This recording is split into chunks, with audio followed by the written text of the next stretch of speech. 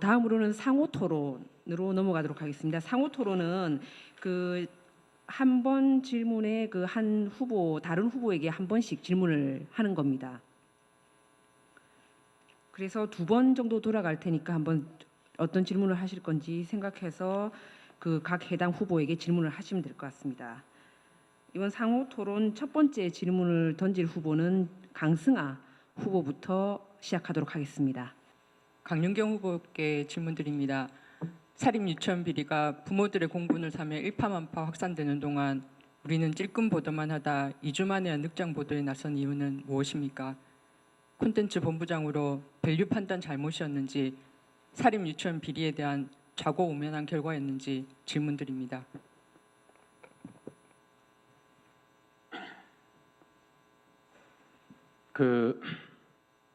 여러분도 아시다시피 신문 제작의 과정은 아래에서부터 위로 올라와서 위에 제작회의 과정을 통해서 판단을 합니다. 사립 유치원의 부분 전국적인 이슈가 됐습니다. 유치원 학부모들 갖는 울분 이런 것들 충분히 있었고 중앙지에 나왔습니다. 그런데 저희들은 안타깝게도 현장에서 사립 유치원과 관련된 아주 심각한 것들이 바로 올라오지는 않았습니다. 물론 제작간부로서 전국적인 이슈를 봤을 때 이게 정말 전국적으로 큰 이슈다 싶으면 거꾸로 데스크에게, 현장 기자에게 취재를 지시해서 지면에 반영될 수 있도록 해야 되는 게 의무이기도 합니다. 그런 관점에서 제작간부로서 사립 유치원 뉴스에 대한 밸류 좀 관과한 측면이 있다고 사실 반성을 합니다.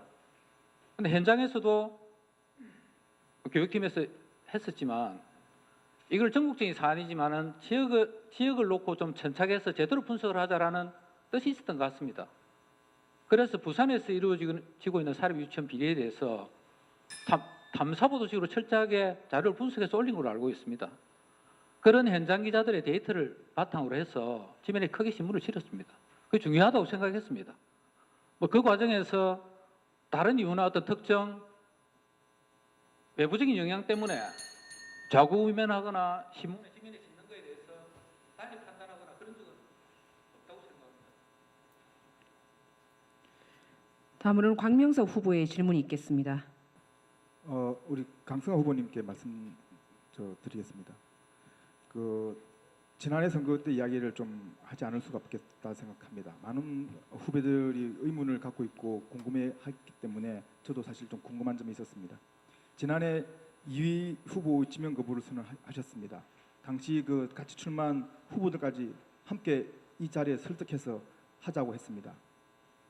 그런데 이후에 진행된 면접에서는 강호 의원님께서는 응하셨습니다. 회사에 협조하고 하겠다고 하셨던 걸로 알고 있습니다. 이 선언을 번복한 게 다른 특별한 무슨 계기라든지 이유가 있었는지 궁금합니다. 지난 선거 토론회에서 저는 1등이 아니라면 지명을 받지 않겠다고 했습니다. 그러나 면접을 가지 않는다면 사장은 후보를 2사람만으로 상정해 저희 출마 자체가 없던 일이 될 상황이었습니다. 저를 지지해준 22사람의 목소리를 대변해야 되겠다고 판단해 면접에 참가했습니다. 경영진의 집중 포화를 받으면서도 저는 분명한 뜻을 전달했습니다. 해야 할 일은 그때 이미 다 했습니다.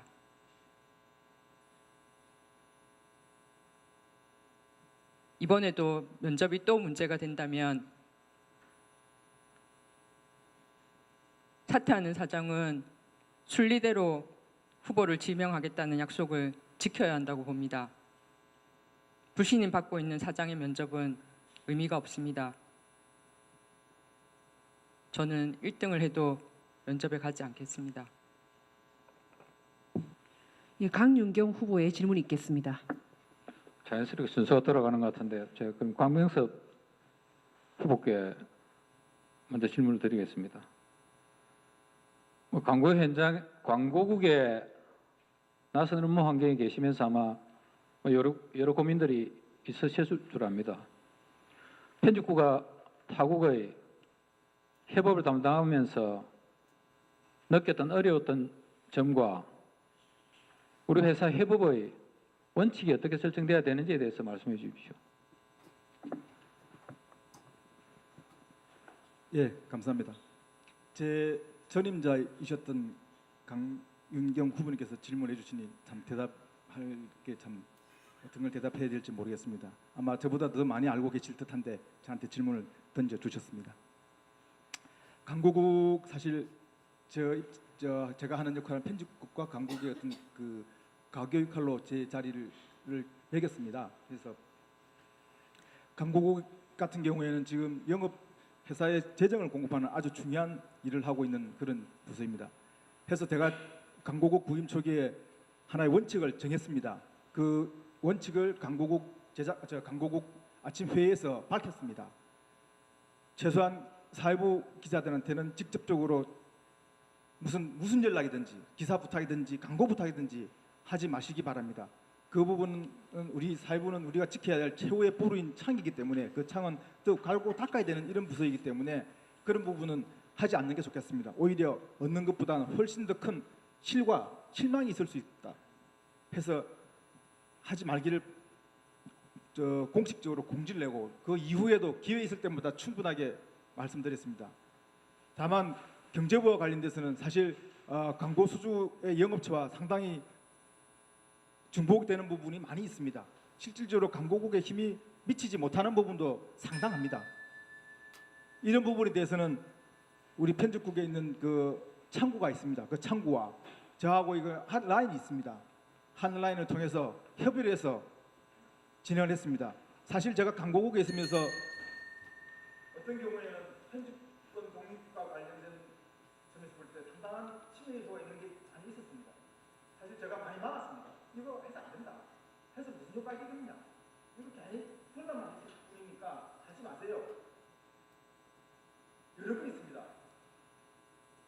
물론 부탁을 받은 기자들 중에서 경제부 기자들 중에서 좀 이렇게 부담 가진 분이 있을 수 있겠으나 사실 저 나름대로 강국에서 편집권 독립을 위해서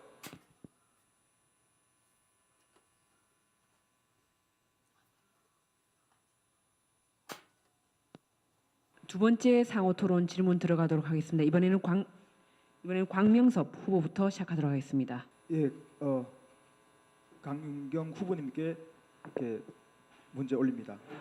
그 편장은 경영진과 평소에 팽팽한 기란 관계를 유지해야 될 때가 많습니다. 사실 많이 싸울 수도 있습니다. 경영진에게 끌끌어 내기를 하거나 아니오라고 말해야 될 때도 있는데 강 후보님께서는 지난해 강국부 부국장 시절 또 현재 편집국 편집본부장으로 지금 재직하고 계신데 직속 상관인 국장의 의사와 다른 의견을 혹시 제시하거나 또 아니면 이를 관철시켜서 실천해 보신 게 있는지 궁금합니다.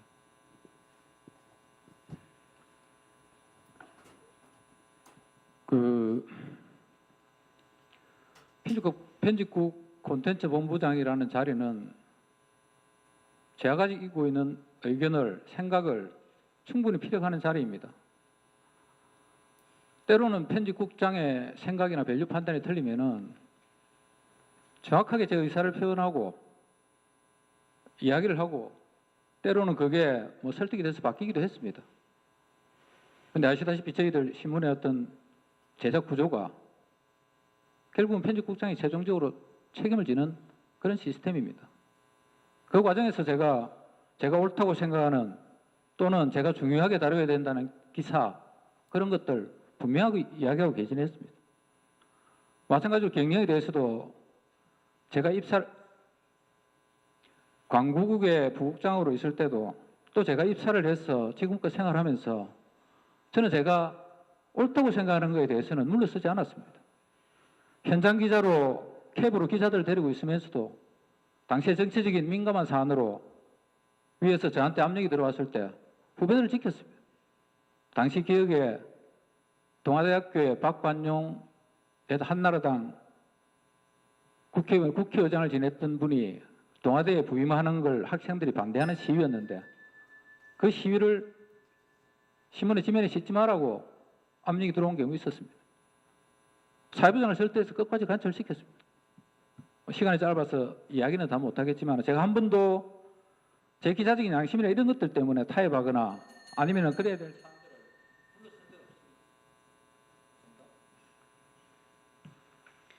강윤경 후보의 질문이 있겠습니다. 강승호 후보님께 질문드리겠습니다. 물론 이제 제 기억이 조금 흐릴 수도 있는데 저보다 1년 선배시고 제가 입사를 해서 같은 부서에서 같이 경험해 보지는 않았지만 쭉 보아왔을 때 그 노조 활동이라든지 기업 활동이라든지 또는 기자들이 한 공간에서 함께 어울려야 되는 이런 자리들에 아니면 어떤 노조의 역할, 기업의 역할 이런 것들을 직접적으로 나서서 하셨다는 기억이 별로 없습니다. 상황이 그래서 그러신 건지 아니면은 기자들과 어울리고 같이 힘을 합하고 이런 부분에 대해서 어떤 다른 생각이 있으셔서 그러신지 궁금합니다. 답변 부탁드립니다.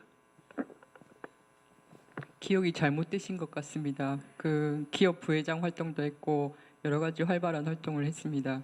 그 한 개 한 개 내용을 잘 모르시니까 그런 것 같은데요. 근데 사실은 그 이 질문 자체가 역대 편집국장 선거 토론회에서는 어떤 후보한테도 안 물었던 그런 질문이 등장하는 것 같습니다. 그러면 제가 묻겠습니다. 주요 부서 데스크를 다 거치고 활발한 활동을 하고 기자들과 술박간에 많은 교류를 하시고 꽃길을 걸었던 역대 편집국장님들은 편집국장으로 어떤 편정이었습니까?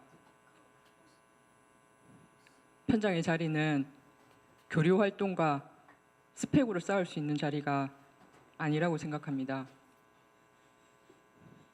편장에게 가장 중요한 능력은 상황에 대한 정확한 판단력 그리고 결단력이라고 생각합니다. 저는 기자로서 치열하게 살았고 그 능력을 충분히 쌓았습니다. 예, 이번에는 강승아 후보의 질문 있겠습니다. 광명석 후보님께 질문드립니다. 그 소견서에서 광고국 부국장으로서 편집권 독립의 원칙과 현실이 맞부딪히는 최전선을 봤다고 하셨는데 그 구체적인 사례는 무엇이고 그래서 편집권 독립이 지켜졌는지 침해됐는지 말씀해 주십시오.